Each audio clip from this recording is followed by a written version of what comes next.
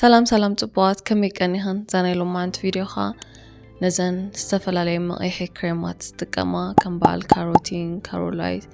بيتاسوم بيتنا بيت قالو استفلالي مقيحي كريمات تتقاما تتقيم كنقز كنستوالا شو كن نعخني هذا فيديو نزن كريمات ديت فلتهم ويكا تتقيم كنالهم ديت فلتا خا حفشاو فلطون نصباح نكوخ ጥንቃት ሕግዘክን ስለዝኾነት ኩላትክን ዛ ቪድዮ ካብ መጀመርታ ክሳብ መወዳእታ ረኣየክ ኣብዚ በዝሒ ሃገራት ናይ ኣፍሪቃ ናትና ሃገር ወሲካ ቅሒ ከም ቀዳማይ ክራይተርያ ናይ ጽባቐ እዩ ዝረአ ከምኡ ከይኮነ ይተርፍኒ ዝበዝሕ ኣዋልድ መቕሒ ክሬማት ይጥቀማ እየን በቃ መግለፂ ናይ ጽባቐ እሱ ስለዝኾነ ማለት እዩ እዞም ጠቐስክዎም ክሬማት ግን ኣብ ዝተፈላለየ ሃገራት ንኸይኣትዉ ዝተወገዱ ክሬማት እዮም ንምንታይ ትብኡ ዘሎ ቀመማት ኣዝዩ ጎዳኢ ስለዝኾነ كأتو يفكرني قالوا يتبقوا زلوا أمامات كمان أيتصحفني اتزمت وجودات تتتك يمكن ألوخا بخمي هيل تجبرا بزنزمت أو حدات دقائق كنرينا والت مجمر تاز كريم إذا مستتكمنا تايم تجبروا نتناتنا ميلانين يوم تطو زبلو خمسة يسرح تجبروا ميلانين إذا حزنا يزلنا حبر ذهبنا بعطيو عقن يدوسنا بزح ميلانين تلنا تألمت نخون واحد ميلانين تلنا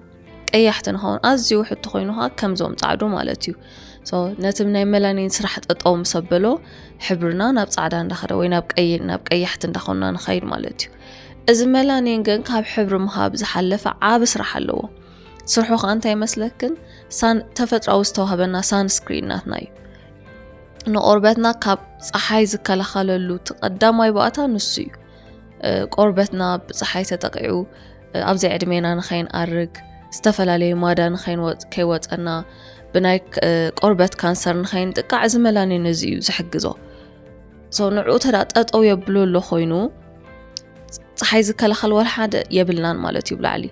زبازحا أنا زفلت أنز كريم زتقاما والد كمان سانسكرين دتقاما يكونان even sunscreen تتقيمكا كالوت زمتو عبيت قد أساسا اللون دوغن at least خابت مادا خابت قلت دحنيها sunscreen تتقامتون كاسون دا تتقامكا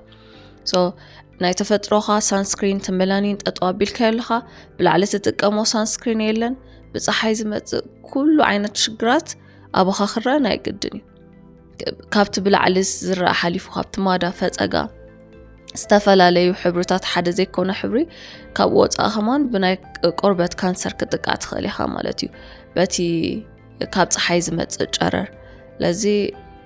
ملانين تطعم بالي تقدم يسرحوا زيوخا تقند زقودانات ناي مجمر اذا خال زوم كريمات يوم دغبرو نتناتنا اب قدماي قصلاناي قربتنا زلو شفان تسكين بيرر نوع يوم زقودو مالتيو اذا شفان ازخا كم وردينا قربتنا كاب دغ خاب زمصو استفلاليو باكتيريات جيرمتات استفلاليو كيميكالات نقربتنا خغودو زخلو تقدماي زنصو ويكا زحلونا نسيو لازم السوت تتجوديو تفحفحو تقاليد السوق كم زبالة قربت لازخونه infection نخفت راب قربايو فانغاس نخلو اب قربايو قربتنا sensitive እንደሆነስ لازمت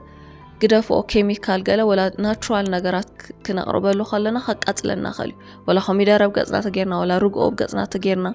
زخونه زكلا خل الشفان ስለዘየለ نهلو نجار كفتيو أب قرباينو هتقع مالتيو እዚ ስኪን ቤረር ግን ካላይ ስራሕ ኣለዎ ካላይ ስርሑኻ ሰራማይድስ ሊፒድስ ፕሮቲንስ ዝበሃሉ ጥረ ነገራት ስለ ዘለዎ ቆርበትና ወዝ ንኸልዎ ለማጽ ንኽኸውን ዘንጸባር ቆርበት ንኸልዎና ዝሕግዞ እዚ ሽፋን እዚ ንሱ ይዝሕዞም ነዞም ጥረ ነገራት እሱ ይጉዳእ ተሎ ዞም ጥረ ነገራት የብልናን ገጽና ድሕሪ ግዜ وزدي بلو وي أزيو زتلك أبعد لو قربت يدخون هيدريت كم زخون سلاز جبروز شوفان زون هيدريشن زي بلو تقل دي بلو قربت يزهلو أنا مالتيو تقل دي بلو قربت كا نخشب شباب كروايس زي عدمين أنا أرق مالتيو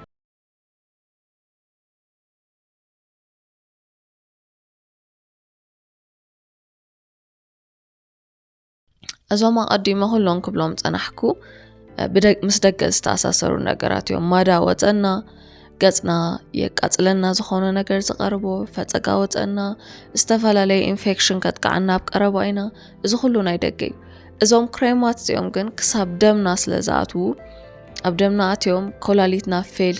ክሳብ ምግባር ክበጽሑ ኹልዮም ፔሪድና ክሳብ ምምዝባል ከምዛ ኣብ ፔሪድ ተምጽኦ ጠባይ ከምኡ ጠባይካ ቅይር ድበለ ክሳብ ዘይርዳእና እንታይ ንኸውን ኣለና ክገብሩና ክእሉ እዮም ብናይ ቆርበት ካንሰር ከም ንጥቃዕ ክገብሩና ክእሉ እዮም ስለዚ ክሳብ ክንድዚ ዝኸደ ውሽጣዊ ጸጋማት እውን ከምጽኡልና ክእሉ እዮም ነቲ ሕብረተሰብ ከም ጽባቐ ኢሉ ዘቐመጠልና ቀይሒ ንኽንረክብ እዚ ኩሉ ዋጋ ክንከፍል የብልናን ሓቂ ዘረባ ዝበዝሓ ኣዋልድ ክንድዚ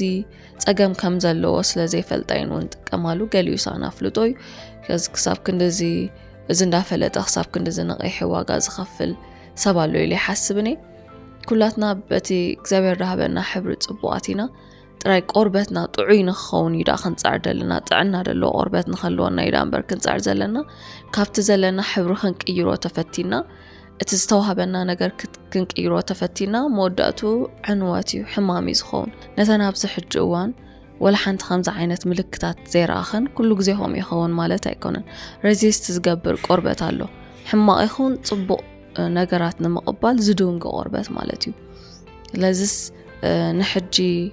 ጽቡቕ ኣሎ ወላ ሓንቲ ገበረክን ማለት ከምኡ ኢሉ ይቕጽል ማለት ኣይኮነን ስኪን ቤሪየርናት ክንመወዳእቱ ዳሜጅ ምዃኑ ይተርፎን እዩ ሜላኒናት ጠጠው ኢሉሎ መወዳእቱ ምህሳይ ኣይተርፈክን እዩ ብገና ክንከለኽን ተቋረጽክኖ ይኸማን ዝሓሸክ እተን ኣቋሪጽክኖ ቆርበት ተባላሽ እዩ ዘለኻ መፍትሕ ኣለዎ ቁሩብ ዓቕሊ የድልዩ ግዜ ይወስድ እዩ ግን ክምለስ ይኽእል እዩ ዘይምለስ ኣይኮነን ኩሉ ይምለስ እዩ ኣብ መጀመርታ ምስ ኣቋረጽክኖ ተንዘይ ቆርጽክኖ ኸሰም ብደክ ንኽእል ኸውን ንምንታይ እቲ ሜላኒን ትሕብሪ ዝህብ ቆርበትና ጠጠው ኢሉ ስለነበረ ፀሓይ መከላኸል እውን ስለዝኾነ ኣብ መጀመርታ ምስ ኣቋረጽክኖ ዕጽፍታት ኮይኑ ክመጽእ ይኽእል እዩ ካብቲ ዝነበረክን ሕብሪ ዝያዳ ክጽልማ ትኽእል ኣይኽን ዝኾነ ማዳ ዝወፀ ኮይኑ ክረኣየክን ይኽእል እዩ በበይኑ ክኸውን ይኽእል እዩ ሕብርኽን ቆርበት ግን ንኽምለስ ይቃለስ ስለ ዘሎ ወይ ከዓ ናይ መጀመርታ ናይ ምፍዋስ መስርሕ ስለ ዝኾነ ክሰንብዳ ይብልክንን ኣብዛ ቪዲዮ እዚኣ ኣኽለኒ ኢለ ይሓስብ ኣብ ኔክስት ቪዲዮ ግን እንታይ ዓይነት ክለንዘር ከም ጥቀማ ከም ዘለክን እንታይ ዓይነት ሞይስቸራይዘር ምስኡ ክትገብሮ ዘለክን ኣመጋግባ እዚኦም ዝበልክዎም ኣፎርድ ክትገብሮ ዘይትክእላ ትኾንክን ክለንዘር ሞይስቸራይዘር ገለኻ ኣብ ገዛኽን ብምንታይ